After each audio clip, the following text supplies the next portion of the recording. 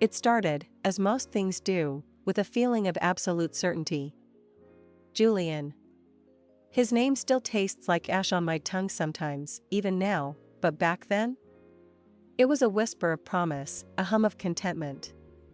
We'd been together for 3 years, and those years felt like a golden thread woven through the fabric of my life, making everything brighter, warmer, more secure.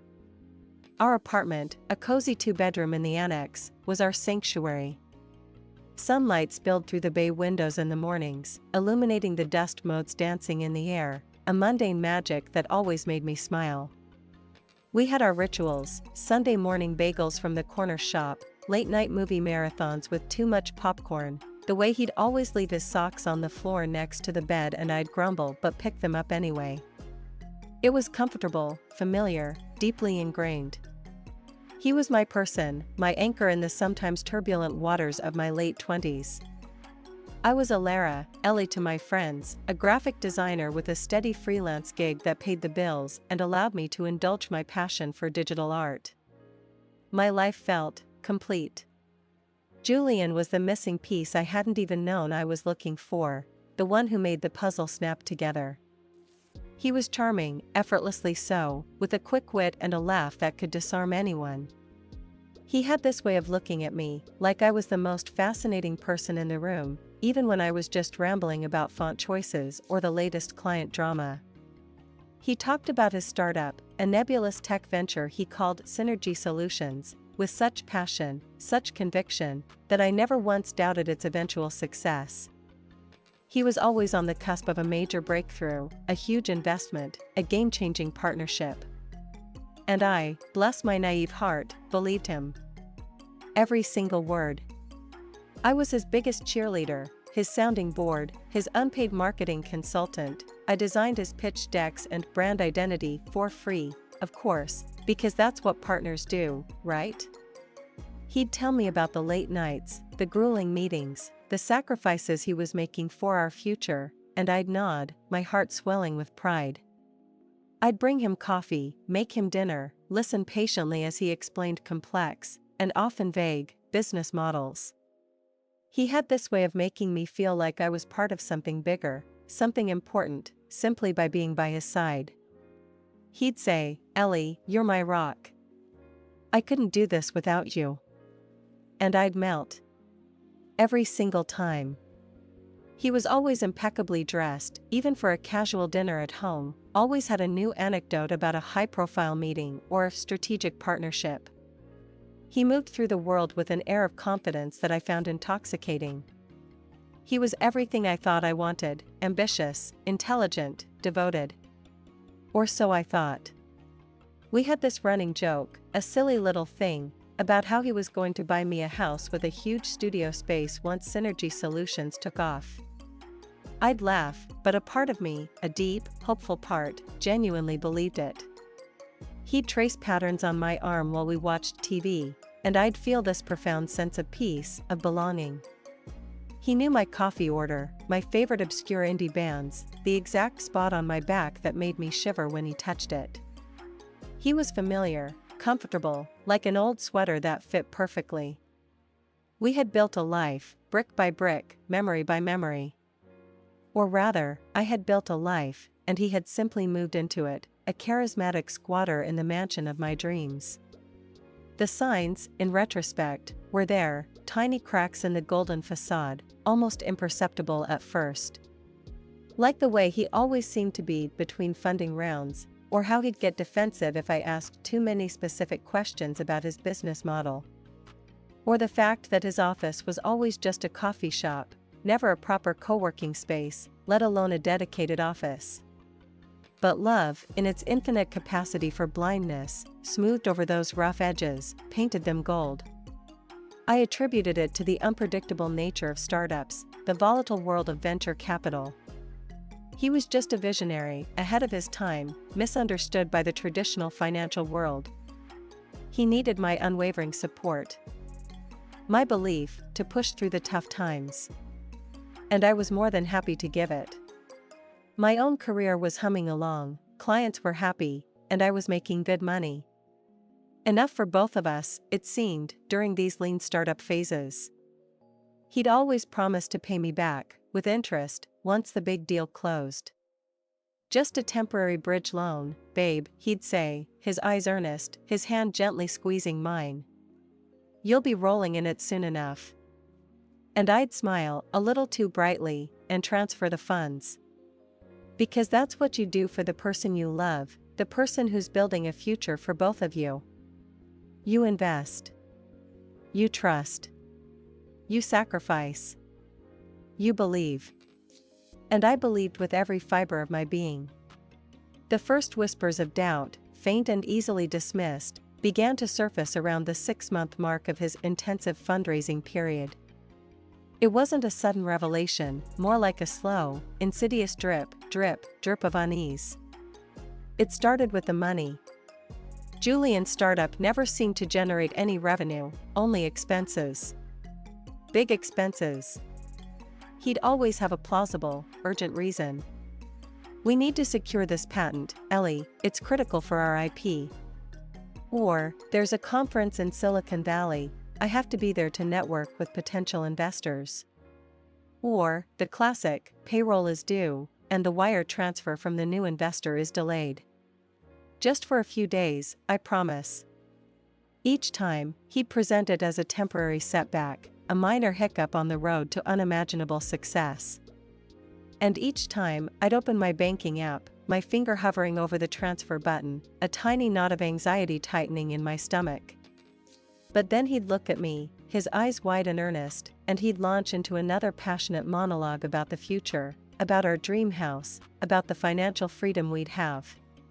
He'd paint such a vivid picture, so compelling, that my anxieties would recede, replaced by a renewed sense of purpose. I was investing in us. I was supporting his dream, which was, by extension, our dream. The amount started small, a few hundred here, 1,000 there. Then they grew. 5,000 for legal fees. 10,000 for server infrastructure. 20,000 for strategic acquisition. My savings, accumulated over years of careful budgeting and consistent freelance work, began to dwindle. I started dipping into my emergency fund, then my investment accounts.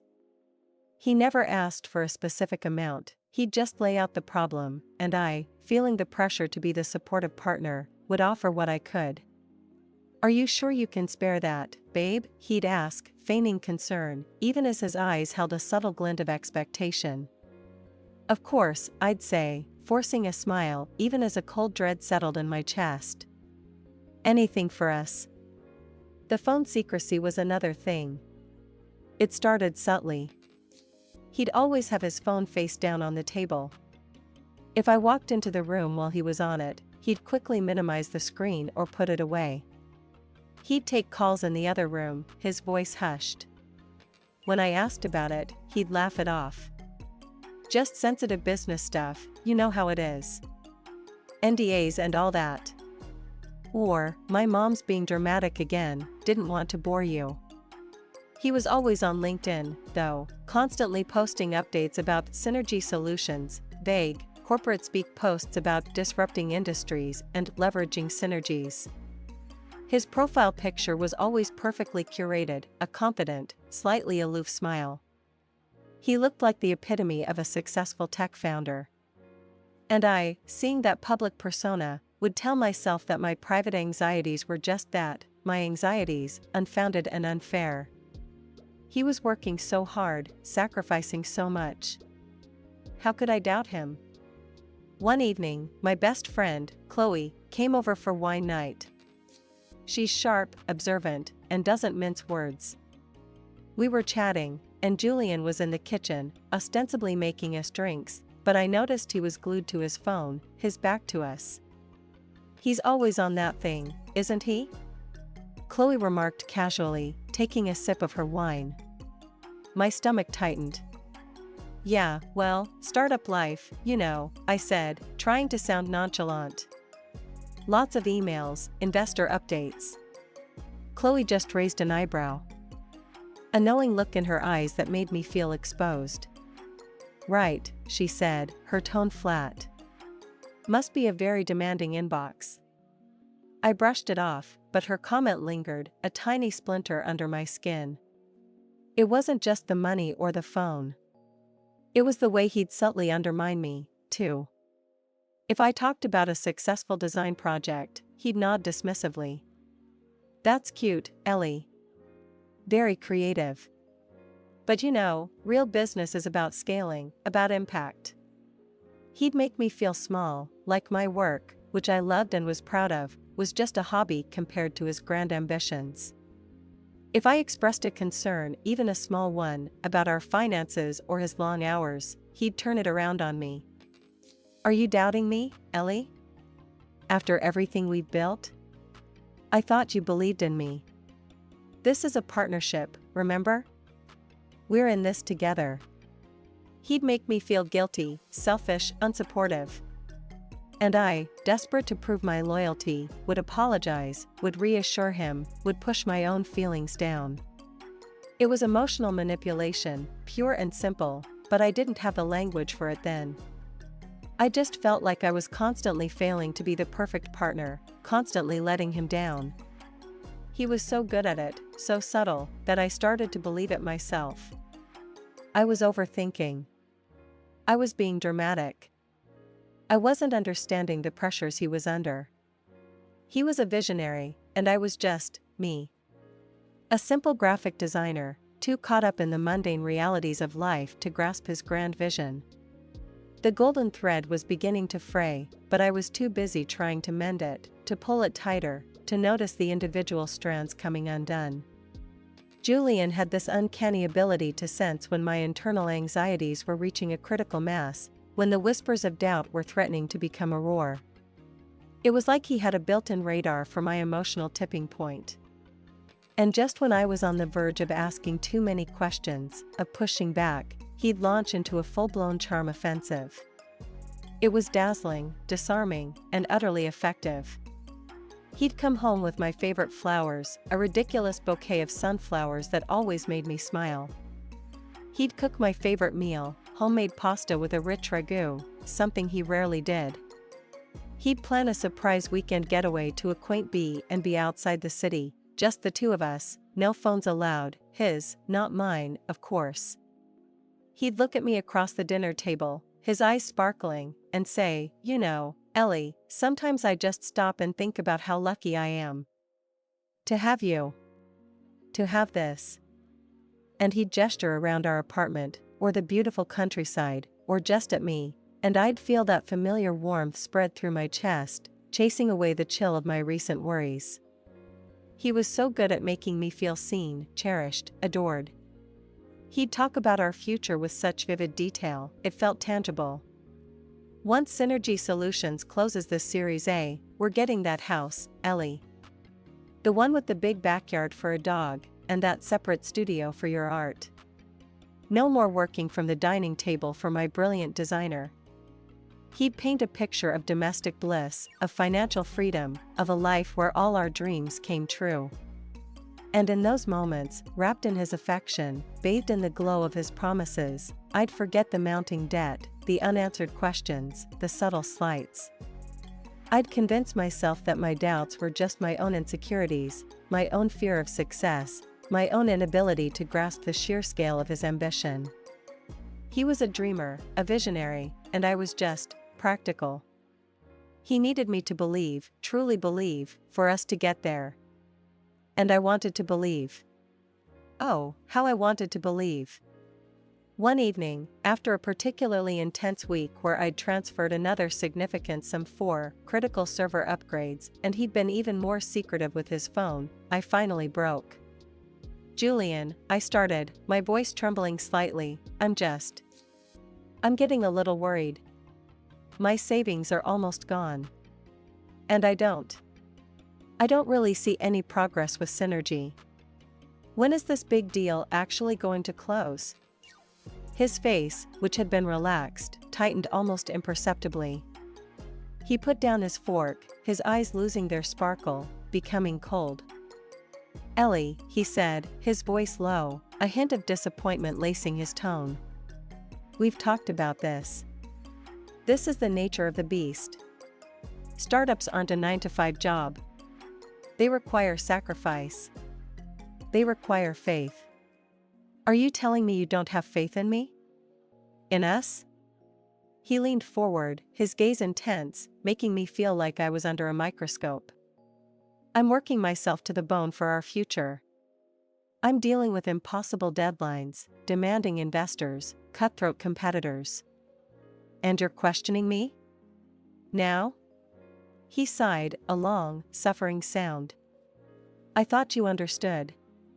I thought you were different. Most people wouldn't be able to handle this level of pressure, this level of uncertainty.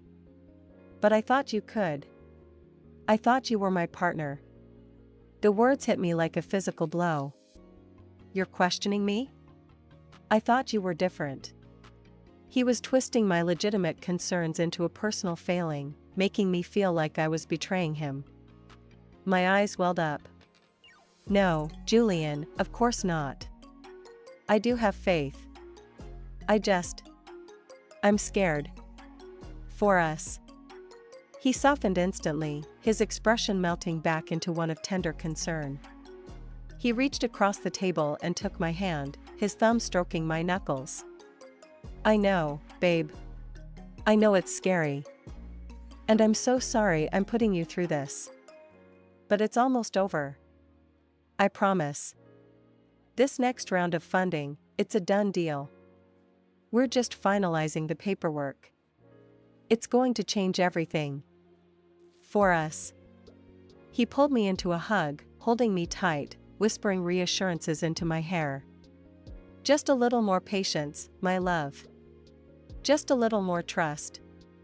We're so close. And I, desperate for the comfort, for the familiar Julian, clung to him, burying my doubts deep down again. I told myself he was right. I was being weak. I needed to be stronger, more supportive. He was under immense pressure, and I was adding to it. I was the problem. Not him. This cycle repeated itself, each time the stakes getting higher, my savings getting lower, and my self-doubt growing deeper. He was a master manipulator, and I was a willing participant in my own deception, eager to believe the beautiful lie he spun. The charm offensive was his most potent weapon, and I, disarmed and desperate for his approval, fell for it every single time. The cracks were no longer whispers, they were hairline fractures, spiderwebbing across the surface of our perfect life. But I was still trying to plaster over them with my own unwavering belief, my own desperate hope for the future he promised. The culmination of Julian's charm offensive, the ultimate bait in his elaborate trap, came in the form of a ring. Not just any ring, but the ring. The one that symbolized everything we had talked about, everything I had sacrificed for, everything I had dreamed of. He'd been talking about the series of funding for weeks, hinting that it was finally, truly, unequivocally about to close. The calls were more frequent, the meetings more urgent, his exhaustion more pronounced. He'd come home late, smelling faintly of expensive cologne and desperation, and collapse onto the couch, claiming he'd been in back-to-back meetings with high-net-worth individuals and institutional investors. And then, one rainy Tuesday evening, he walked through the door, a small, velvet box clutched in his hand. My heart leaped into my throat. I knew, instinctively, what it was. He got down on one knee right there in our living room, the city lights blurring outside the window, the rain drumming a soft rhythm against the glass. Ellie, he began, his voice thick with emotion, his eyes shining, or perhaps just reflecting the dim lamplight, I can't be sure now. These past 3 years with you have been the best of my life. You've been my rock, my inspiration, my everything. And now, with Synergy Solutions finally poised for explosive growth, I can give you the life you deserve. The life we deserve. He opened the box. Inside, nestled on a satin cushion, was a diamond ring.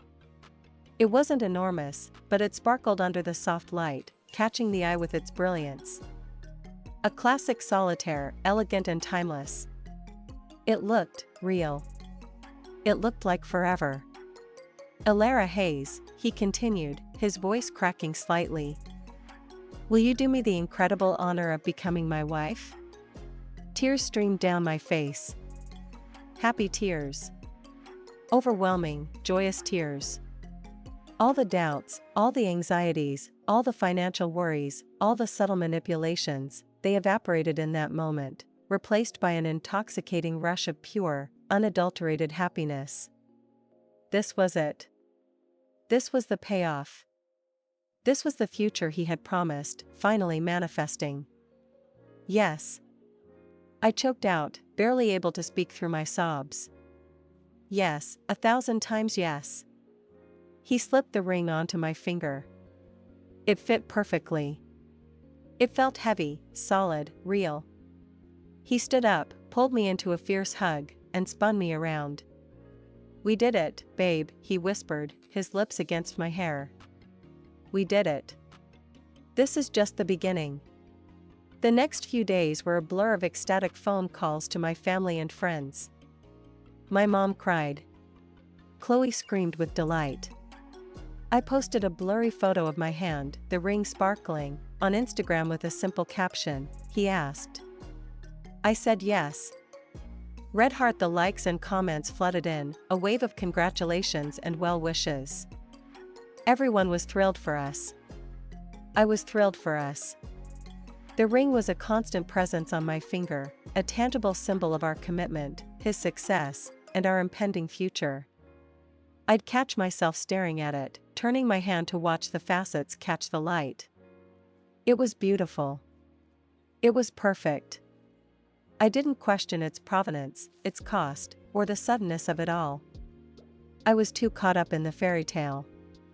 Julian, meanwhile, was even more buoyant. He talked endlessly about the term sheet being finalized, the due diligence wrapping up, the press release being drafted. He was practically vibrating with excitement, and his energy was infectious. He'd come home with bottles of champagne, celebrating small milestones that felt monumental to us. Just signed the non-disclosure with the lead investor, he'd exclaim, popping a cork. Another hurdle cleared. My heart swelled with pride. He was doing it. He was really doing it. He was building our empire. I started making mental lists, wedding venues, guest lists, honeymoon destinations. I even started a Pinterest board, filled with whimsical ideas for a garden wedding. I allowed myself to dream, fully and completely, for the first time in a long time without that nagging voice of doubt. The financial strain, which had been a constant, low-level hum of anxiety, seemed to vanish. He promised to pay me back everything, with interest, as soon as the funds hit the account. It'll be the first thing I do, Ellie. You've been incredible. And I believed him. Why wouldn't I? He was my fiancé. He was the man who had just promised me forever. The ring on my finger was proof. It was the ultimate emotional hook, the perfect distraction. It cemented my belief in him, in us, in the grand narrative he had so carefully constructed. I was so blinded by the sparkle, by the promise, that I couldn't see the cheap alloy beneath the plating, the carefully crafted illusion that was about to shatter into a million pieces. I was in a golden cage, and I had just locked myself in. With the engagement ring sparkling on my finger, and Julian's pronouncements of the series a closing growing more fervent by the day, I decided it was time for a grand gesture of my own. He had given me a future. I wanted to celebrate his success, to show him how much I believed in him, how much I loved him. And I also had some news of my own, news that felt significant, a personal triumph I was bursting to share with him, surrounded by our loved ones. I decided to throw him a surprise party. Not just any party, but a proper celebration, a Synergy Solutions success bash combined with an engagement announcement for everyone who hadn't already heard. It would be perfect. I envisioned a night filled with laughter, good food, and the overwhelming sense of shared joy. I started planning immediately, pouring all my creative energy into it. I booked a trendy event space in a converted loft downtown, It had exposed brick, industrial lighting, and enough room for all our friends, family, and even a few of his business associates he'd mentioned. I designed sleek, minimalist invitations that hinted at a celebration of success, keeping the surprise element intact. I spent hours curating the perfect playlist, a mix of upbeat indie tracks and classic feel-good anthems. I even splurged on a caterer, justifying the expense by telling myself this was an investment in our future, a celebration of all his hard work finally paying off. This wasn't just a party, it was a testament to our journey, a symbol of our shared victory. I invited everyone, my parents, who were flying in from out of province, my sister, Maya, and her husband, Chloe, of course, and our entire friend group. I even reached out to a few of Julian's colleagues he'd mentioned, people I'd only heard about in passing, never met. He'd always been vague about his team, saying he preferred to keep things lean and agile, but I figured this was the perfect opportunity for me to finally meet the brilliant minds behind Synergy Solutions. I told them it was a surprise engagement party for Julian, and they all responded with enthusiasm, eager to celebrate with us. The closer the date got, the more excited I became. Julian, meanwhile, was oblivious. Or so I thought. He was still consumed by his deal, always on his laptop, always taking hushed calls. He'd come home, looking utterly drained, and I'd feel a pang of guilt for keeping this secret from him, for adding to his stress. But it was a good stress, a happy stress, knowing how thrilled he'd be. My own news was bubbling inside me, itching to be shared. I had just landed a massive contract with a major national brand, a project that would elevate my career to a whole new level. It was a 6-figure deal, a game changer for my freelance business, and a huge validation of all my hard work. I'd been waiting for the perfect moment to tell him, to share this triumph with the man who was supposed to be my partner in everything. The party seemed like the ideal setting. A double celebration. Our success, his and mine, intertwined. I imagined his proud smile, his embrace, the way he'd tell me how amazing I was. The anticipation was almost unbearable. I spent the day of the party in a whirlwind of last-minute preparations. I picked up the custom cake, a beautiful tiered creation adorned with edible gold leaf, symbolizing success and prosperity. I arranged the flowers, set up the photo booth, and made sure every detail was perfect. My heart pounded with a mix of excitement and nervous energy. I chose a dress I loved, a deep emerald green that Julian always said brought out the color of my eyes. I spent extra time on my hair and makeup, wanting to look my absolute best for this momentous occasion. I wanted to be radiant, a reflection of the happiness that was about to overflow. Julian was still at his office, a coffee shop across town, he'd said, tying up loose ends. I sent him a text, telling him I had a surprise dinner reservation and to meet me at the loft at 7 p.m. He replied with a simple "Can't wait, babe." Almost done. A shiver of pure joy ran through me. This was it. The culmination of everything. The moment our lives would truly begin, officially, publicly, gloriously. I stood in the empty loft, the fairy lights twinkling, the music a soft hum, and took a deep breath. The air was thick with expectation, with the promise of a beautiful future. I felt a surge of pride, of accomplishment, of love. Little did I know, the stage was set not for a celebration, but for a public execution of my heart. The anticipation was building to a crescendo, but it wasn't the sweet sound of triumph I was about to hear. It was the deafening crash of everything I believed in.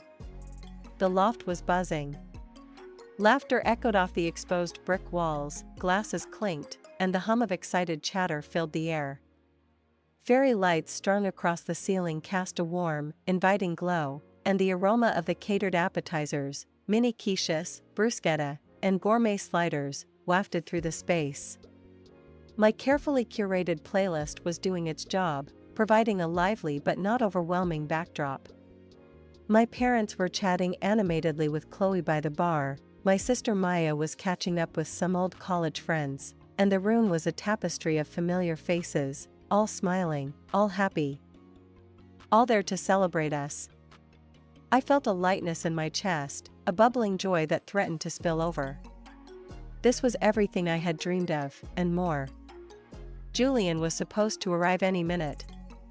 I kept glancing at the entrance, my heart doing a little flutter each time the door opened. I had told him it was a surprise dinner, a quiet celebration for his deal, so he wouldn't suspect the crowd. My plan was to greet him, let him absorb the surprise, and then, once everyone had arrived and settled, I'd make a little speech. I'd announce his success, our engagement, and then, with a flourish, my own big career news. It was going to be perfect. I'd even rehearsed my little speech in front of the bathroom mirror that morning, trying to strike the right balance between heartfelt and triumphant. I wanted to convey my pride in him, my excitement for our future, and my own quiet joy at my professional breakthrough. I imagined him pulling me into a hug, whispering how proud he was of me, how we were truly a team. The thought sent a fresh wave of warmth through me. I saw him then, walking through the double doors, looking impossibly handsome in the dark suit I'd picked out for him just last week. He paused, his eyes scanning the room, a flicker of confusion on his face. Then he saw me, standing near the cake, a wide, expectant smile on my face. His expression didn't soften into surprise or delight. Instead, a strange, almost imperceptible hardening came over his features. My smile faltered slightly. He started walking towards me, slowly, his gaze fixed on mine. There was something in his eyes I couldn't quite decipher, not joy, not even the playful annoyance of being surprised. It was cold. A shiver ran down my spine, despite the warmth of the room. My internal monologue, usually a comforting stream of thoughts, suddenly went silent, replaced by a growing sense of dread. He reached me, and instead of pulling me into a celebratory hug, he just stood there, a strange, almost clinical distance between us. The music seemed to fade, the laughter of our friends seemed to recede, and it was just us, suspended in a bubble of unsettling silence. Julian, surprise. I managed, my voice a little too high, a little too forced. I wanted to celebrate your big deal, and us. I gestured vaguely around the room, trying to inject some of the earlier buoyancy back into the moment. He looked around, his gaze sweeping over the smiling faces of my family and friends, then back to me. His jaw was tight. "Ellie," he said, his voice flat, devoid of any warmth. "What is this?" My heart began to pound, a frantic drum against my ribs. "It's a party. For you. For us. I wanted to celebrate everything, darling. The Series A, our engagement." I trailed off, my voice barely a whisper. He took a deep breath, and then, in a voice that was clear and cutting, loud enough for those closest to us to hear, he delivered the blow. "Ellie, I don't know what you think is happening here, but there is no us. And there is no engagement." He reached for my hand, not gently, but with a firm grip, and with a swift, brutal movement, he pulled the ring from my finger. It slid off easily, too easily, and for a terrifying second, I thought he was going to drop it. But he held it up, glinting under the fairy lights, and then, with a disdainful flick of his wrist, he tossed it onto the nearest table, where it landed with a pathetic clink next to a half-eaten mini quiche. "This," he said, his voice dripping with contempt, "was a mistake. All of this. You're too much, Ellie. Too intense. Too clingy. I can't do this anymore. I need someone who understands the demands of my ambition, who doesn't try to tie me down with domesticity and parties." His gaze swept over the stunned faces of our guests, a cruel, almost triumphant glint in his eyes. "I'm sorry if this is inconvenient for everyone, but I'm done. We're done." The words hung in the air, sharp and poisonous, slicing through the joyous atmosphere like a knife. The music, which had seemed to fade, now felt deafeningly loud, a mocking soundtrack to my humiliation. My vision blurred, tears springing to my eyes, but I refused to let them fall. Not here. Not now. Not in front of everyone. My face burned with shame, with disbelief, with a raw, agonizing pain. I could feel the eyes of my family, my friends, his colleagues on me, their expressions a mixture of shock and pity. The silence that followed his pronouncement was deafening, broken only by the frantic pounding of my own heart. This wasn't just a breakup, it was a public execution. And I was the one on the chopping block. The silence that followed Julian's brutal pronouncement was a living, breathing entity, pressing down on me, suffocating me. It felt like every single person in that loft had stopped breathing, their eyes fixed on me, on the empty space where my engagement ring had been, on the man who had just ripped my world apart. My ears rang, and the vibrant colors of the party blurred into a dizzying kaleidoscope of shame and disbelief. My chest felt hollowed out, as if someone had reached in and scooped out my heart, leaving behind a gaping, aching void. I could feel the heat rising in my face, a burning blush of humiliation that spread from my cheeks to my scalp. I wanted to disappear. I wanted the floor to open up and swallow me whole. I wanted to scream, to cry, to lash out, but I was frozen, paralyzed by the sheer audacity of his cruelty. Julian, meanwhile, stood there, a picture of cold indifference, his jaw still tight, his eyes sweeping over the stunned faces of our guests as if he were delivering a corporate presentation rather than shattering a human being. He didn't even look at me, not really. He looked through me, as if I were already a ghost. My parents were the first to react. My mom gasped, her hand flying to her mouth, her eyes wide with horror. My dad, usually so stoic, took a step forward, his fists clenching at his sides. Chloe rushed to my side, her arm wrapping around my waist, her touch the only anchor in a world that had just tilted on its axis. "Julian, what the hell are you doing?" Chloe's voice was sharp, laced with fury, cutting through the thick silence. He finally looked at her, a dismissive sneer on his face. "It's over, Chloe. Simple as that. Ellie and I are not compatible. I'm moving on." He turned to me then, his eyes finally meeting mine, but there was no remorse, no regret, only a chilling emptiness. "I wish you all the best, Ellie. Really. But this isn't working." And with that, he turned on his heel and walked out, leaving a trail of stunned silence and shattered dreams in his wake. The door swung shut behind him with a soft click, a final, mocking punctuation mark on the end of our story. The spell was broken. A murmur rippled through the room, a mixture of shock, confusion, and outrage. My mom rushed to me, pulling me into a tight embrace, her own tears starting to fall. "Oh, my darling," she whispered, stroking my hair. "I'm so sorry." I couldn't speak. The words were stuck in my throat, choked by the lump of pain and humiliation. I just clung to her, shaking. My dad was already on his phone, his face grim. "He won't get away with this," he muttered, more to himself than to anyone else. Chloe was still by my side, her arm a steadying presence. She picked up the ring from the table, her expression a mixture of disgust and pity. "This piece of trash," she whispered, her voice trembling with anger. "He's a monster." The party, of course, was over. The festive atmosphere had curdled into something bitter and suffocating. Guests awkwardly started to leave, offering mumbled condolences and sympathetic glances. I felt like a spectacle, a public tragedy on display. I couldn't bear to look anyone in the eye.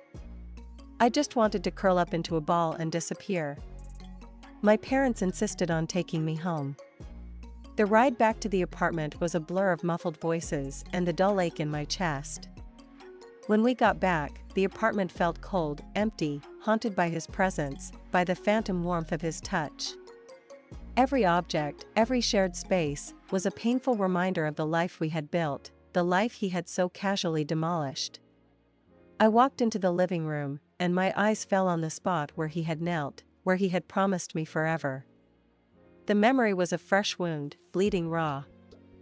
I collapsed onto the couch, the emerald green dress I had chosen with such hope now feeling like a shroud. The tears finally came then, hot and furious, a torrent of grief and anger and utter bewilderment.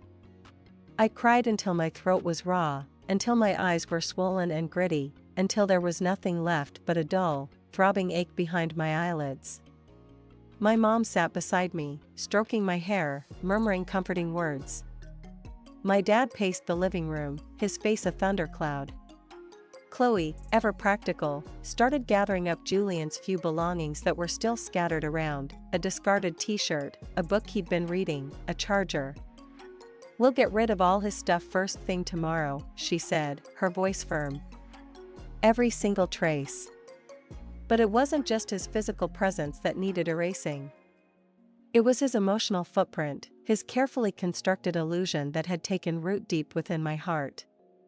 And as I lay there, shattered and humiliated, I knew, with a chilling certainty, that this was just the beginning of the unraveling. The betrayal was public, brutal, and undeniable. But the full extent of his deception, the shocking lies that underpinned our entire relationship, was yet to be uncovered. And that, I would soon discover, would be even more devastating. The days following the public humiliation were a blur of grief, anger, and a pervasive sense of unreality. I felt like I was moving through a thick fog, every action heavy, every thought clouded. The apartment, once our cozy sanctuary, now felt like a tomb, echoing with the ghost of his laughter, the phantom scent of his cologne. I couldn't bring myself to leave it, or even to change out of the emerald green dress for the first 24 hours. It felt like a perverse form of penance, a physical manifestation of the shame that clung to me. My phone, usually a constant companion, lay abandoned on my nightstand, a silent testament to my isolation. I couldn't face the well-meaning texts, the sympathetic calls. I just wanted to disappear. My parents, bless their hearts, stayed for a few days, hovering, trying to offer comfort, but their presence only amplified my humiliation. They had seen it all, witnessed my public dismantling. Chloe, however, was a force of nature. She didn't coddle me. She just was. She brought me lukewarm tea, forced me to eat toast, and sat silently beside me, her presence a solid, comforting weight. She didn't offer platitudes, she just held my hand when I started shaking, or rubbed my back when the sobs became too much. After 2 days of this self-imposed exile, something shifted. It wasn't a dramatic epiphany, more like a slow, burning ember igniting in the pit of my stomach. The raw, aching grief began to morph, slowly, painfully, into something else, a cold, hard anger. It started with the small things. Chloe, bless her, had taken it upon herself to bag up all of Julian's belongings. As she pulled his expensive-looking suits from the closet, she muttered, "You know, these always looked a bit too perfect. Like he was trying too hard." Then, as she folded his shirts, she found a dry-cleaning tag. "Huh," she said, frowning. "This isn't from our usual place. And it's a different name. J. Thompson?" Julian's full name was Julian Alexander Davies. J. Thompson? My head snapped up. "What?" I croaked, my voice hoarse from crying. Chloe shrugged. "Probably just a mix-up at the cleaners. Or maybe he uses a different name for business stuff? Who knows with these startup types?" But the seed was planted. A tiny, insidious seed of suspicion. Later that day, my sister Maya called. She'd been at the party, and her voice was still laced with outrage. "Ellie, I'm so furious on your behalf. And you know what? I always thought he was a little off. Remember that time he tried to convince Dad to invest in his pre-seed round? Dad said his pitch deck was full of buzzwords and no substance. He just brushed it off as old-school thinking, but Dad's a seasoned investor, he knows a scam when he sees one." My dad had mentioned something similar at the time, but I had dismissed it as generational differences, a lack of understanding for the fast-paced tech world. Now, Maya's words resonated with a chilling clarity. A scam. The word echoed in my mind, cold and sharp. That night, as I lay awake, staring at the ceiling, the pieces started to click into place, forming a grotesque mosaic of red flags I had so willfully ignored. His constant need for money, always framed as an investment or an urgent business expense. His phone secrecy, the hushed calls, the quick minimization of screens. His vague answers about his team or his office. His dismissal of my own career as cute but not real business. His gaslighting, making me feel like I was the problem, the one who lacked faith, the one who was too much. And then, the ring. The beautiful, sparkling ring he had tossed aside like trash. Chloe had placed it on my nightstand. I picked it up now, turning it over in my fingers. It still looked beautiful, but something about it felt lighter. Cheaper. I remembered a conversation with Chloe months ago, about a friend who had been duped by a fake diamond. There are ways to tell, you know, Chloe had said. Like, if it fogs up when you breathe on it, it's probably not real. I held the ring up to my mouth and breathed on it. It fogged instantly, the condensation clinging to the surface. My breath hitched. I rubbed it with my thumb, but the fog lingered. A cold wave of nausea washed over me. It was fake. The engagement, the promise, the future, it was all a lie. A cheap, glittering lie. The realization hit me with the force of a physical blow, eclipsing even the pain of the breakup. It wasn't just that he didn't love me, it was that he had actively, deliberately, systematically deceived me. He had used me. My money, my apartment, my unwavering belief. He had built his entire persona on a foundation of lies, and I had been a willing, blind participant in his elaborate charade. The tears started again, but this time they were different. They were hot, angry tears, fueled by a searing sense of betrayal, not just of my heart, but of my intelligence, my trust, my very being. The humiliation was still there, a raw wound, but beneath it, a steely resolve began to form. I wasn't just heartbroken anymore. I was furious. And I wanted answers. Every single one. The anger was a potent fuel, burning away the last vestiges of my despair. It was a cold, clear flame, sharpening my focus, replacing the fog of grief with a laser-like determination. I had been humiliated, used, and discarded. But I wasn't going to lie down and take it. I needed to know. Every lie, every deception, every penny he had taken. My first target, his digital footprint. Julian was obsessed with his online persona, especially LinkedIn. He had cultivated this image of a visionary startup founder, a disruptor, a titan in the making. I remembered countless times he'd been glued to his phone, scrolling through his feed, meticulously crafting his posts. He was so careful to hide his screen from me, always. Now I knew why. I grabbed my laptop, my fingers trembling slightly as I typed his name into the search bar. Julian Alexander Davies. His LinkedIn profile popped up immediately, polished and professional. Founder and CEO at Synergy Solutions, it proudly declared. His summary was a masterpiece of corporate jargon, driving innovation in the AI-driven analytics space, empowering businesses to unlock unprecedented growth through transformative data insights. Buzzwords, all of them. I clicked on Synergy Solutions. The company page loaded. It was sparse. A generic logo I had designed myself, for free, of course. A vague mission statement. No team members listed. No office address. No product demonstrations. Just a few thought leadership articles, all written by Julian, recycled content from other tech blogs, repurposed with his own brand of empty rhetoric. My stomach clenched. This wasn't a company. It was a ghost. A shell. I scrolled further down, looking for any mention of investors, partners, or employees. Nothing. Not a single verifiable piece of information. Just Julian's carefully constructed narrative. I tried a Google search for Synergy Solutions plus funding plus Series A. The results were equally barren. A few obscure press releases from years ago, mentioning a small pre-seed round that seemed to have gone nowhere. No recent news, no major announcements, nothing that even hinted at the explosive growth he'd been promising. It was like the company existed only in his mind, and on his LinkedIn profile. My hands flew across the keyboard, typing in variations of his name, searching for any other online presence. Facebook, Instagram, Twitter.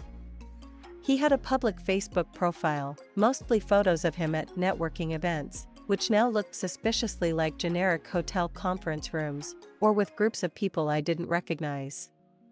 His Instagram was curated to perfection, sleek shots of coffee cups next to laptops, blurred cityscapes, the occasional selfie looking contemplative and driven. Nothing personal. Nothing that hinted at our life together, or any life outside his startup. It was all a performance. The more I dug, the colder I felt. This wasn't just a breakup, it was an elaborate con. My mind raced back to all the money I had invested. The patent fees, the server upgrades, the strategic acquisitions. Where had it all gone? If Synergy Solutions was a phantom, then my money had vanished into thin air, or, more accurately, into Julian's pockets. I opened my banking app, my fingers shaking as I scrolled through my transaction history. Thousands upon thousands of dollars transferred to Julian's account over the past year and a half. Each transfer was a fresh stab of pain, a reminder of my gullibility, my blind trust. I started cross-referencing dates, trying to match the transfers to his urgent business expenses. It was impossible. The amounts were too round, too frequent, too convenient. They didn't align with any legitimate business expenses I could imagine. They looked like regular withdrawals from my own account, disguised as investments. Then I remembered the dry cleaning tag Chloe found. J. Thompson. It had bothered me. Why would he use a different name? I typed Julian Thompson into Google. Nothing immediately relevant. But then, a thought struck me.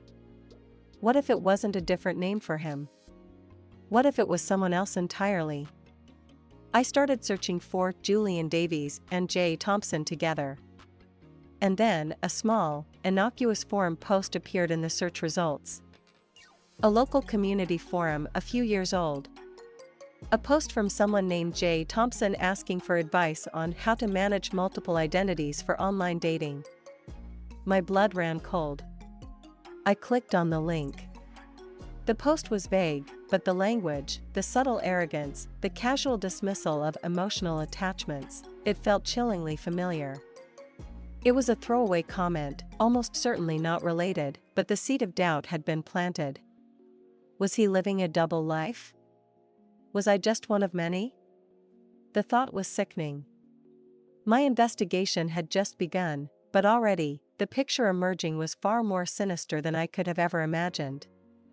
The betrayal wasn't just emotional, it was financial, systematic, and deeply, terrifyingly premeditated. And the more I uncovered, the more determined I became to expose every single one of his lies. This was no longer about heartbreak. It was about justice. The forum post, though seemingly innocuous, had ignited a new, terrifying possibility, a double life. It was a long shot, a paranoid thought born from the depths of my humiliation, but it gnawed at me. My initial anger at the financial deception began to intertwine with a chilling sense of personal violation. Was I just a mark? One of many? I returned to Julian's LinkedIn profile, but this time I wasn't looking for evidence of Synergy Solutions. I was looking for connections. Who endorsed him? Who commented on his posts? Who were his high-profile investors and strategic partners? I started clicking through his connections, a meticulous, almost obsessive process. Most were generic tech industry types, people he might have met at conferences, or even just added randomly. But then, I noticed a pattern. Several of his most effusive endorsements and congratulatory comments came from profiles that seemed too perfect, too generic. New accounts, few connections, glowing recommendations that sounded like they were lifted from a corporate brochure. I cross-referenced their names with his investor stories. Mr. Chen, the elusive Asian investor. Ms. Dubois, the powerful European venture capitalist. The names he had dropped so casually, so confidently, now felt hollow, like characters in a bad play. I tried searching for these names in conjunction with Synergy Solutions. Nothing. No news articles, no official announcements, no public records of their involvement. It was like they existed only in Julian's carefully constructed narrative. The realization hit me with a sickening thud: his entire network, or at least a significant portion of it, was fabricated. These weren't real investors, they were either fake profiles he'd created himself, or perhaps, other unwitting victims he was grooming for future cons. The thought made my skin crawl. He wasn't just lying to me, he was living a professional fantasy, and I had been a central character in his delusion. Then, I remembered a tiny detail, something he'd mentioned once, offhand, when I'd asked about his family. He'd said his mother lived in a small town upstate, and that she was a very private person. He rarely talked about his family, always deflecting with vague answers. This struck me as odd, given how open he was about everything else, or so I thought. I decided to try a different approach. I searched for Julian Davies and the name of the small town he'd mentioned. And there it was. Not a LinkedIn profile, not a startup announcement. A local newspaper article, an archived piece from a few years back, about a community college graduation ceremony. And in the photo, standing proudly in a cap and gown, was Julian. Next to him, a woman I recognized from a blurry photo he'd once shown me, his mother. The caption beneath the photo identified him as Julian Davies, graduating with an associate's degree in business administration. An associate's degree. Not an MBA from a prestigious university, as he had vaguely implied. Not a background in cutting-edge tech. A community college. My jaw dropped. It was a small detail, but it shattered another piece of the grand illusion. He wasn't the highly educated, Ivy League-adjacent genius he'd presented himself to be. He was just Julian. A guy with an associate's degree. And then, the real gut punch. As I scrolled down the article, looking for more information, a small, almost hidden line caught my eye. Julian Davies, who plans to marry his high school sweetheart, Sarah Jenkins, next summer, will be pursuing a career in retail management. Retail management. My breath hitched. Sarah Jenkins. Married next summer. This article was from 2 years ago. 2 years ago. That was before he met me. Or, rather, around the time he met me. The dates spun in my head. He had met me, charmed me, moved in with me, taken my money, proposed to me, all while planning to marry someone else. The sheer audacity, the cold-blooded calculation of it all, made me physically ill. My hands were shaking so violently I could barely hold the mouse. I typed Sarah Jenkins Julian Davies into the search bar, my heart pounding like a drum against my ribs. And there it was. A wedding announcement. From 6 months ago. A beautiful, smiling couple. Julian, looking exactly as he did with me, beaming, his arm around a lovely blonde woman in a white dress. The date of the wedding was just 3 months before he proposed to me. He was married. He was married the entire time we were together. He was married when he proposed to me. He was married when he took my money. He was married when he publicly humiliated me. He wasn't just a con artist, he was a bigamist. A sick, twisted, pathological liar. The rage that surged through me was unlike anything I had ever felt. It was a cold, pure, incandescent fury that burned away all traces of hurt and sadness. I wasn't just a victim, I was a pawn in a game I hadn't even known I was playing. And now, I had all the pieces. The discovery of Julian's secret marriage was the final, devastating blow, but it also crystallized my resolve. The pain of betrayal was now eclipsed by a cold, righteous fury. He wasn't just a liar, he was a predator, and I was just one of his many marks. The evidence I had painstakingly gathered, the non-existent startup, the fabricated investors, the dwindling bank accounts, and now, the irrefutable proof of his bigamy, painted a picture of a man utterly devoid of conscience, a master manipulator who had built his entire life on a foundation of deceit. I spent the next few days in a methodical, almost robotic state. The tears had stopped. There was no room for them anymore, only for the burning need for justice. I meticulously documented everything. Screenshots of his fake LinkedIn profile, the Barron Synergy Solutions page, the community college graduation article, the wedding announcement with Sarah Jenkins. I printed out my bank statements, highlighting every single transfer to Julian's account, calculating the grand total. It was a staggering sum, more than I had ever imagined, a testament to my blind trust and his insatiable greed. I compiled all the evidence into a neatly organized digital folder, then backed it up on a cloud drive and a USB stick. I even made a physical binder, just in case. I wanted everything to be irrefutable, undeniable. My mind, usually prone to overthinking, was now remarkably clear. I wasn't seeking revenge in the petty sense. I wasn't going to key his car or spread rumors. I was going to expose him for what he was, to reclaim my dignity, and to ensure he couldn't do this to anyone else. My first call was to Chloe. I knew I needed her unwavering support, and her sharp, practical mind. When I told her everything, the fake company, the stolen money, the secret wife, her reaction was a mixture of shock, disgust, and a fierce protectiveness. "That absolute bastard," she hissed through the phone. I knew there was something off about him. But married?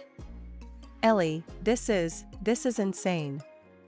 I know, I said, my voice flat, devoid of emotion. And I'm going to make sure everyone knows. Especially Sarah. Chloe paused. "What's your plan?" she asked, her voice softening slightly, recognizing the steel in my tone. I laid it all out. I wasn't going to confront him alone. I wanted witnesses. I wanted it to be public enough to be effective, but controlled enough to be impactful. I had found Sarah Jenkins's public Instagram profile. She looked lovely, happy, completely oblivious. My heart ached for her, a fellow victim in Julian's twisted game. I knew I had to be careful, gentle. She deserved to know the truth, but not to be blindsided in the same brutal way I had been. I decided the best approach was to contact her directly, privately, with undeniable proof. Chloe agreed to help me draft a carefully worded, empathetic message to Sarah, outlining the situation and offering to provide proof. We also decided to loop in my parents. My dad, a retired lawyer, was invaluable. He immediately recognized the legal implications of Julian's financial fraud and bigamy. "Ellie, this is serious," he said, his voice grave. "We can pursue this legally. Fraud, perhaps even something more. But first, we need to make sure he knows you know. And that he can't get away with it." My transformation from victim to strategist was complete. The once naive, trusting Elara was gone, replaced by a woman fueled by a quiet, burning resolve. I felt a strange sense of power, a clarity I hadn't known I possessed. I had been foolish, yes, but I was not weak. And I was not going to let him win. I spent hours rehearsing what I would say, how I would present the evidence. I didn't want to be emotional, I wanted to be factual, devastatingly so. This wasn't about screaming or crying. It was about dismantling his carefully constructed reality, piece by agonizing piece. I pictured his face when he realized his lies had been exposed, when his carefully cultivated image crumbled. It was a powerful motivator. I decided on the setting for the confrontation. Not our apartment, not a public place where he could easily escape. I would choose a neutral, semi-private location where he would be forced to face me, and where I could control the narrative. I had one more piece of information to uncover: where Julian was now. I suspected he had moved on to another victim, another illusion. A quick, anonymous check of his Synergy Solutions LinkedIn page revealed a new post, just days old, announcing a strategic partnership with a new, equally vague company in a different city. He was already setting up his next con. The location of the new office was listed as a co-working space downtown. Perfect. I would confront him there. On his turf, but on my terms. I would walk in, armed with the truth, and watch his carefully constructed world implode. The reckoning was coming. And I was ready. The morning of the reckoning dawned crisp and clear, a stark contrast to the storm brewing inside me. I woke early, the usual ache in my chest replaced by a coiled tension, a mixture of nerves and grim determination. I chose my outfit carefully: a sharp, tailored blazer, dark jeans, and a simple, powerful blouse. No frills, no vulnerability. I wanted to project strength, control, and an unshakable resolve. This wasn't a plea, it was an indictment. I spent an hour reviewing all the evidence one last time. The screenshots, the bank statements, the wedding announcement. Each piece was a nail in his coffin, a testament to his calculated cruelty. I rehearsed my words, not for emotional impact, but for factual precision. I wanted to lay out the truth, cold and undeniable, leaving no room for his usual gaslighting or charm. My phone buzzed. It was Chloe. "You got this, warrior," her text read. "I'm thinking of you." A small, genuine smile touched my lips. I wasn't alone. My parents were on standby, ready to initiate legal proceedings the moment I gave the word. I had already sent the carefully worded message to Sarah Jenkins, attaching a few key pieces of evidence, the wedding announcement, and a screenshot of Julian's fake LinkedIn profile. I hadn't heard back yet, but I knew the truth would hit her hard, just as it had hit me. My intention wasn't to cause her pain, but to free her from his deception. I took a deep breath, the air cool and sharp in my lungs. It was time. I hailed a cab to the co-working space Julian had listed as his new office. It was a sleek, modern building, all glass and steel, filled with the kind of ambitious, driven individuals Julian pretended to be. The irony wasn't lost on me. I walked through the automatic doors, my head held high, my heart pounding a steady rhythm against my ribs. The receptionist, a young woman with a bright smile, greeted me. "Can I help you?" "Yes," I said, my voice steady. "I'm here to see Julian Davies. He's with Synergy Solutions." The receptionist's smile faltered slightly. "Oh, Mr. Davies, he's actually just in a meeting. Do you have an appointment?" "He's expecting me," I lied smoothly, my gaze unwavering. "It's urgent." She hesitated for a moment, then pointed towards a glass-walled conference room at the far end of the open-plan office. "He's in there. Just finishing up." I nodded, a cold satisfaction spreading through me. Perfect. Public, but with enough glass walls to ensure he couldn't escape without a scene.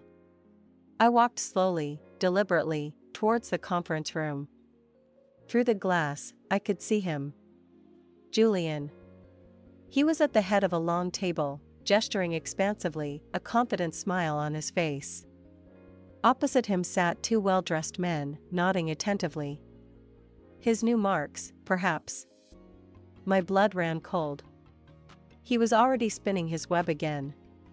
I pushed open the door, the soft click echoing in the otherwise hushed room. 3 heads snapped up. Julian's eyes widened, his confident smile instantly dissolving into a mask of shock and then fear. The color drained from his face. "Ellie," he stammered, his voice barely a whisper. The two men at the table looked at him, then at me, their expressions a mixture of confusion and mild annoyance at the interruption. "Gentlemen," I said, my voice clear and calm, addressing the two men, ignoring Julian entirely. "My apologies for the interruption. But I believe you should be aware of who you're doing business with." I turned my gaze to Julian, my eyes fixed on his, allowing no emotion to show. "Julian Alexander Davies," I began, my voice steady, "or should I say, Mr. Thompson? Or perhaps Mr. Jenkins?" His face went ashen. He opened his mouth, but no words came out. "I'm here," I continued, taking a step closer, "because I've uncovered the truth about you. About Synergy Solutions, which, as you know, is nothing but a shell company. About the tens of thousands of dollars you defrauded from me, under the guise of investments for a non-existent business." I saw one of the men at the table exchange a quick, worried glance with the other. Julian was visibly trembling now. "Ellie, please," he stammered, finally finding his voice, a desperate, pleading tone I had never heard before. "Let's not do this here." "Oh, we are absolutely doing this here, Julian," I said, a chilling calm in my voice. "Because this is where you conduct your business, isn't it?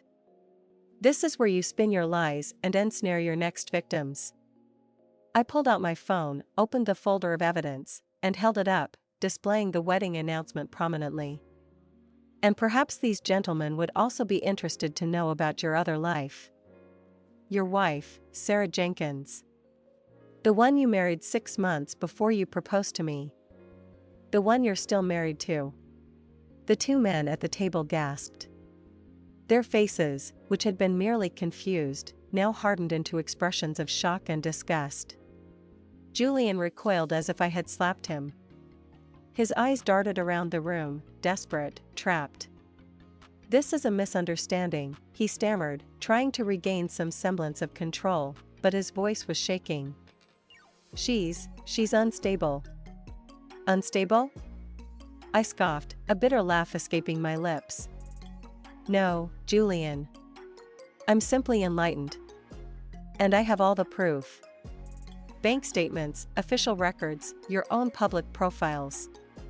Everything." I looked at the two men. "I suggest you do your due diligence very carefully. Or, better yet, cut your losses now." One of the men, a distinguished-looking man with silver hair, pushed back his chair, his face grim. "Mr. Davies," he said, his voice low and dangerous, "I think our meeting is concluded. We'll be in touch with our legal team." The other man quickly followed suit, gathering his papers, his eyes narrowed at Julian.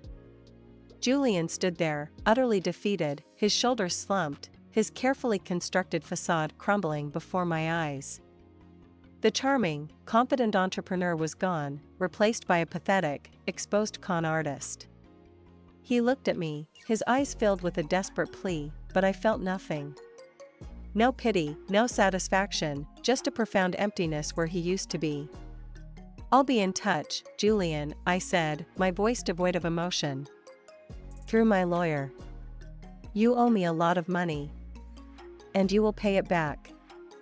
I turned and walked out of the conference room, leaving him standing there in the ruins of his lies. The air outside felt lighter, cleaner. The reckoning was over. And I had won. Walking out of that co-working space, leaving Julian standing amidst the wreckage of his lies, was one of the most profoundly liberating moments of my life. The air outside felt crisp and clean, a stark contrast to the suffocating atmosphere of his deception. There was no triumphant surge of adrenaline, no wild exultation.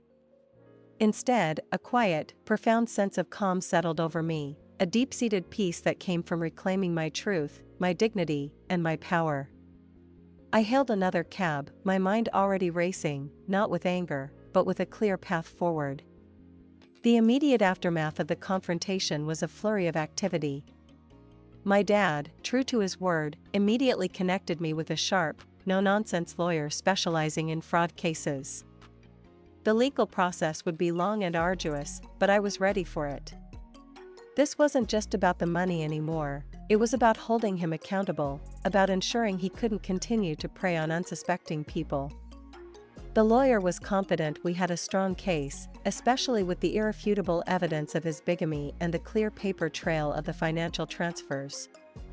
The next crucial step was Sarah.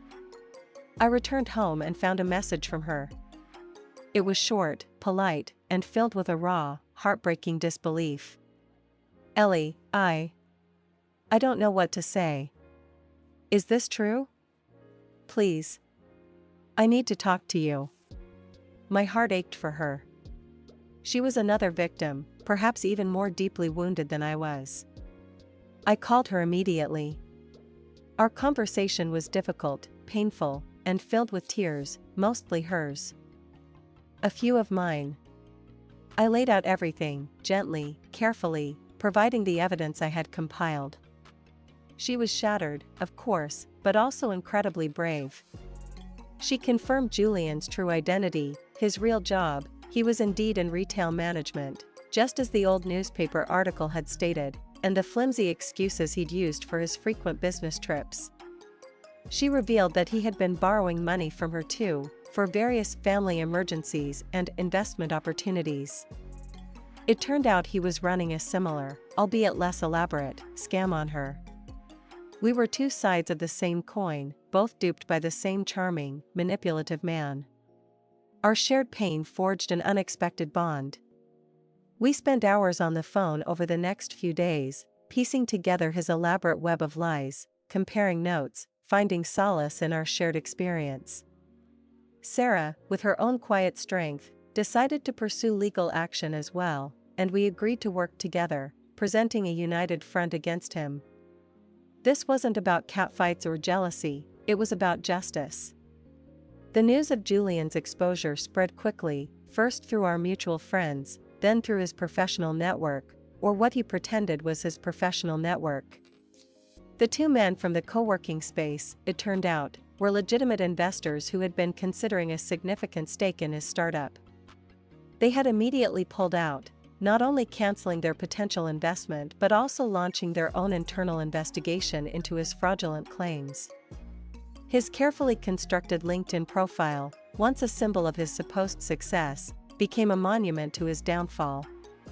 People started commenting, not with congratulations, but with questions, accusations, and eventually, outright condemnation. His Synergy Solutions page vanished, presumably taken down by him in a desperate attempt to erase his digital footprint. But it was too late. The truth was out. I also decided to reclaim my own narrative, but not in a vengeful or inflammatory way. I didn't post a scathing exposé on social media, detailing every single one of his transgressions. Instead, I crafted a carefully worded, dignified post on my own Instagram and Facebook, addressing the public breakup without naming him directly. I focused on my own journey, my own strength, and the importance of trusting your instincts. Sometimes, I wrote, the universe has a way of clearing out what no longer serves you, even if it feels devastating at the time. What seemed like an ending was actually a new beginning. I'm choosing to focus on growth, on authenticity, and on rebuilding my life with integrity and strength. Thank you to everyone who has supported me through this journey. Your love means everything. The outpouring of support was overwhelming. Friends, family, even distant acquaintances reached out, offering words of encouragement, sharing their own stories of resilience. It was a powerful reminder that I was not alone, that there was a vast network of love and support surrounding me. My career, which had felt stagnant under the shadow of Julian's ambition, began to flourish. The major contract I had landed before the party was now my sole focus, and I poured all my creative energy into it. My clients were thrilled, and my reputation as a talented, reliable designer grew. I started taking on more challenging projects, pushing myself creatively, finding a renewed passion for my work. The apartment, once a painful reminder of Julian, slowly began to feel like home again. I rearranged the furniture, painted a wall a vibrant shade of blue, and filled it with new art, new plants, new energy. It was no longer our apartment, it was my apartment, a space of healing and renewal. The process of reclaiming my life was slow, sometimes painful, but always forward-moving. The anger eventually subsided, replaced by a quiet understanding. I had been foolish, yes, but I had also been loving, trusting, and generous. Those weren't weaknesses, they were strengths that had simply been exploited. And now, I knew better. I was stronger, wiser, and more attuned to the subtle cues of manipulation. The journey wasn't over, but the most difficult part was behind me. I had faced the darkness, uncovered the truth, and emerged, not unscathed, but undeniably whole. Months melted into a year, and the sharp edges of the past began to soften, smoothed by the relentless passage of time and the conscious effort I put into healing. The legal proceedings against Julian were ongoing, a slow, bureaucratic grind, but Sarah and I were steadfast, united in our pursuit of justice. We had become unlikely friends, two women bonded by a shared deception, finding strength and solidarity in each other's company. We'd meet for coffee, sharing updates from our lawyers, but mostly, we'd talk about our lives, our dreams, our newfound independence. She was rebuilding her life too, finding a new job, rediscovering passions she'd put aside. Seeing her resilience mirrored my own. My apartment, once a painful reminder of Julian's presence, had been completely transformed. It was now a vibrant, personal sanctuary, filled with my art, my books, and the quiet hum of my own creative energy. I had invested in a proper studio setup, a dedicated space where I could lose myself in my design work, a space that felt entirely my own. My career was thriving beyond anything I had imagined. The large national brand project had been a resounding success, leading to more high-profile clients and a growing reputation in the industry. I was no longer just Elara, the graphic designer, I was Elara Hayes, the creative director, the brand strategist, the artist forging her own path. I was making more money than ever before, and for the first time, it felt like my money, earned with integrity and used to build my future. The financial freedom was exhilarating, a tangible symbol of my independence. I had learned to trust my instincts again, to listen to that quiet whisper of doubt that I had once so readily dismissed. It was a hard-won lesson, etched into my very being, but it was invaluable. I was no longer naive, no longer easily swayed by charm or grand promises. I was discerning, cautious, and fiercely protective of my peace and my boundaries. My friendships deepened. Chloe, always my rock, remained a constant source of laughter and support. We celebrated my professional wins, commiserated over dating mishaps. Yes, I had tentatively started dating again, but with a much more discerning eye, and simply enjoyed the comfort of our enduring bond. My family, too, was a pillar of strength. My parents, once consumed by worry, now looked at me with a quiet pride that filled me with warmth. They saw not just their daughter who had been hurt, but the woman who had risen from the ashes, stronger and more resilient than ever. I had even started a small online community, a private group for women who had experienced similar betrayals. It was a safe space to share stories, offer advice, and provide support. It was a way to turn my pain into purpose, to help others navigate the treacherous waters of deception. It was a testament to my personal growth, a desire to prevent others from falling into the same traps I had. I still thought about Julian sometimes, but the thoughts no longer carried the sting of pain or the heat of anger. They were detached, almost academic. He was a lesson, a painful but necessary catalyst for my own transformation. I had heard through the grapevine that his legal troubles were mounting, that his web of lies was finally unraveling completely. There was a quiet satisfaction in that, not a vengeful one, but a sense that justice, however slow, was being served. I had found closure, not in his downfall, but in my own rise. I had learned that true strength wasn't about avoiding pain, but about enduring it, learning from it, and emerging on the other side, not broken, but remade. The naive girl who had fallen for the golden cage was gone. In her place stood a woman who understood the true meaning of self-worth, resilience, and empowerment. My story wasn't about a broken heart, it was about a heart that had been shattered and then meticulously, beautifully, put back together, stronger than before. And that, I realized, was a triumph far greater than any love story he could have ever spun.